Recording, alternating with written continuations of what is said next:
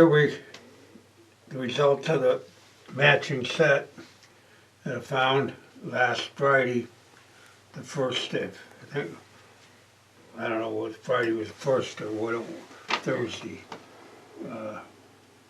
Groundhog's Day might have been Friday, but it was the first day of February when we found this, and about 260 yards apart, and it was a pretty nice buck.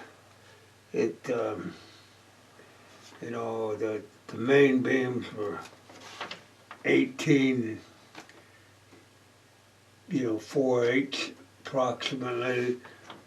Brow tines were 4, G2s were 10, and then G3s were 7, and it had good mass. It had 5 inches of mass at the base, and it, so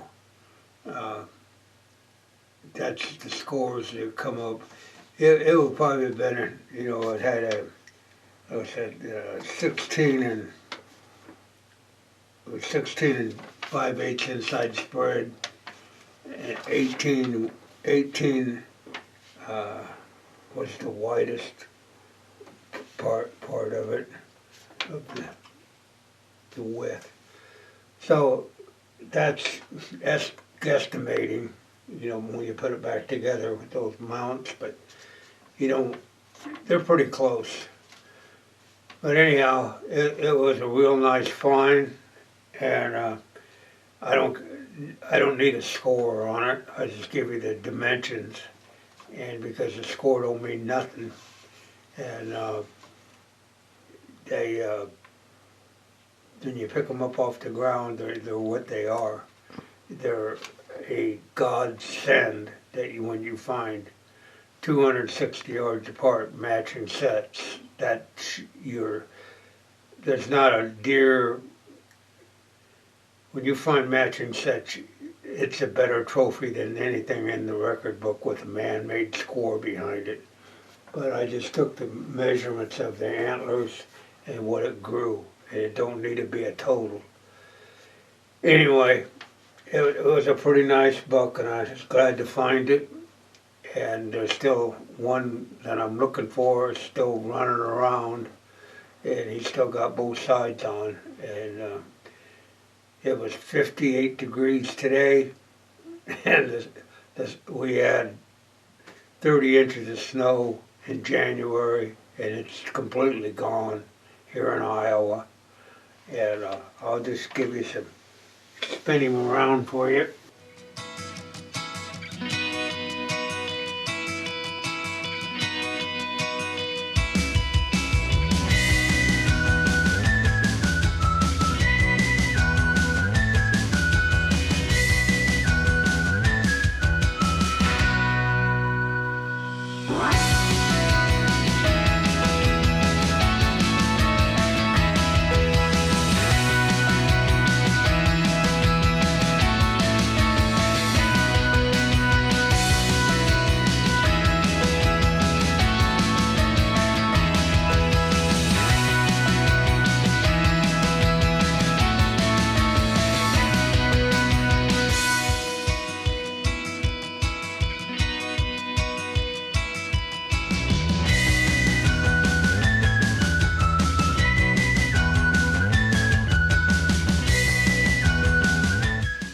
And that makes him pretty nice. I'll let him have the camera. And he's what he is. It was a great find. And I hope that y'all have that kind of luck. That's the 20th matching set I found on that farm, and that in its own right is something else, to try and find 20 matching sets. Well, that's it. We'll get back out in the field and see if we come up with something else.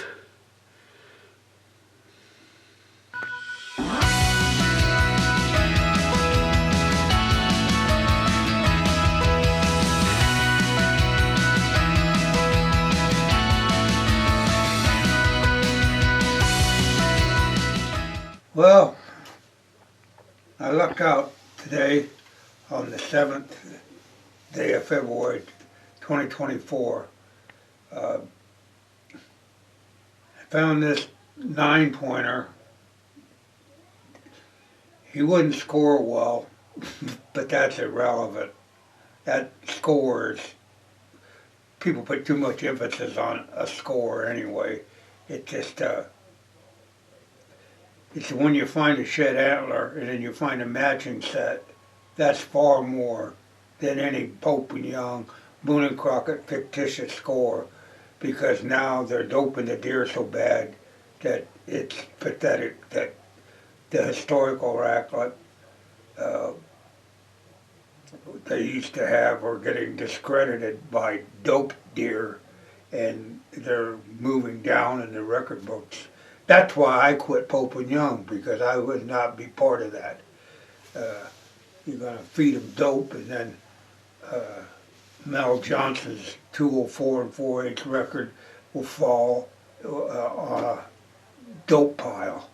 Now, not me, 74 years old, that ain't happening.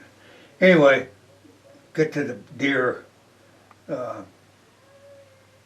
Lee Gladfelder and people like that made these deer herds, and Aldo Leopold, a fellow Iowan that moved to Wisconsin. Those were the founders of the Iowa deer herd. Those two men did a lot for it, and Aldo Leopold was on record that said that the white-tailed deer would not sustain life in Iowa. The only way that you could keep white-tailed deer in Iowa was to have them like in a fenced compound, because he couldn't see how they would survive with the traffic and the agriculture.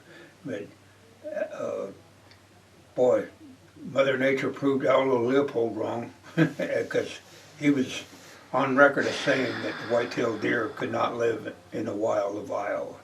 But anyhow, this guy did, and he's 18 inches wide, and he's not very symmetrical, but that's irrelevant. He's massive. These bases, this is 6 1/8 inch.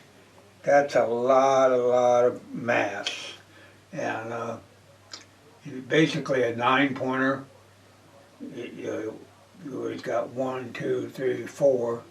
And over here he's got 1, 2, 3, 4, 5. And then he'd have a couple non-typicals. But it was great to find that. When you find matching sets, it's divine intervention, because I couldn't believe when I first seen the first antler that you see it on the video, and it was so colored the same as what the ground was, and it was a cloudy day, and that's the best day to hunt antlers. There was no rhyme or reason to antlers, but a cloudy day, and he laid in the sun on a southeast facing slope, and his rack was getting bleached out, and there's a couple chew marks where the squirrels feasted off of it.